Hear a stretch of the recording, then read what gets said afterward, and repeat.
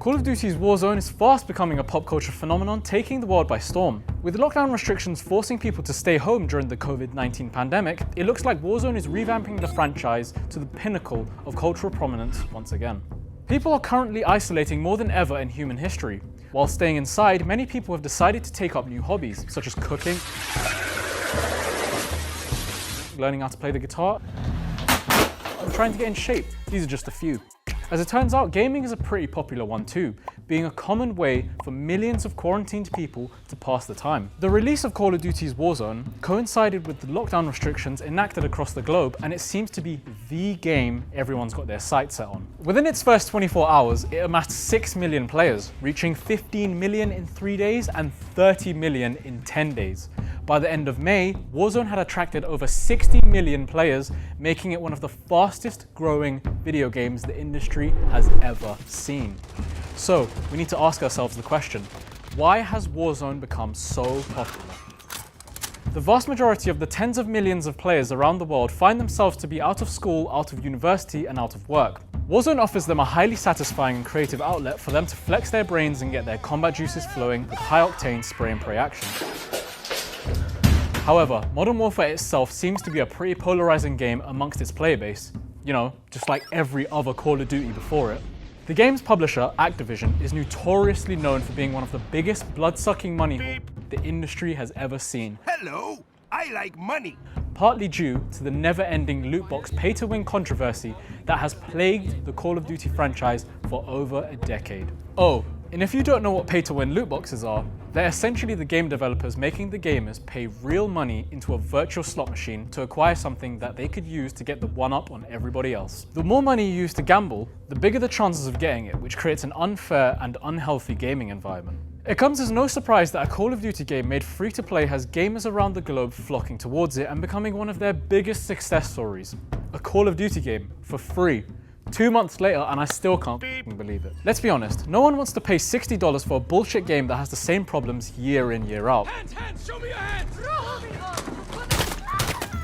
Now, I'll be honest, Modern Warfare wasn't exactly a failure, as it was received relatively well by the critics, with an overall positive reception during the launch period. It had a refreshed campaign which I was personally eagerly anticipating given the graphical fidelity, a revamp on the old school Call of Duty mechanics, and tons of customization options.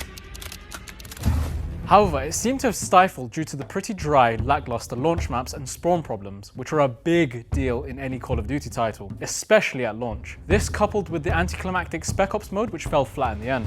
Now, just think about Modern Warfare's Twitch numbers prior to Warzone. They were dramatically declining around the January to February period, with so many people already losing interest. This isn't to say that Twitch is the ultimate tool to determine a game's popularity, but it gives us a pretty accurate indicator of how a game is performing in the industry and what the current trends are.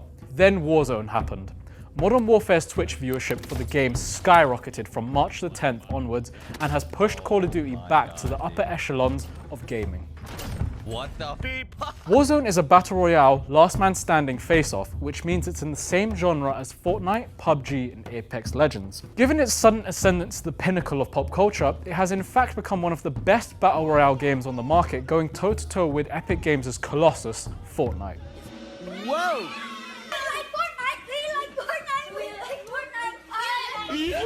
Although one of the reasons why many gamers who are stuck indoors around the world are gravitating towards Warzone is because of something truly exclusive to the Call of Duty franchise. They've spent over a decade fine-tuning and mastering the shooting mechanics, which are arguably the best in the industry.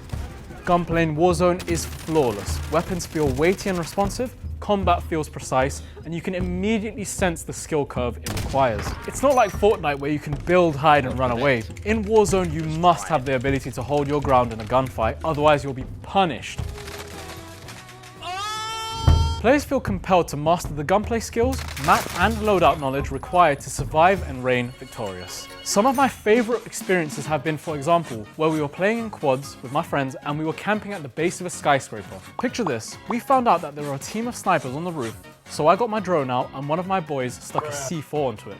I sneakily flew that drone alongside the side of the skyscraper to the roof and gave him a countdown for when to detonate.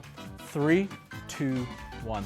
An entire squad wiped out. Nice. These creative, ingenious ways to play the game feel more fun and immersive for us rather than just plain old running and gunning. The teamwork aspect and the gameplay creativity that we didn't know at the time we could achieve are truly goosebump moments when they pay off.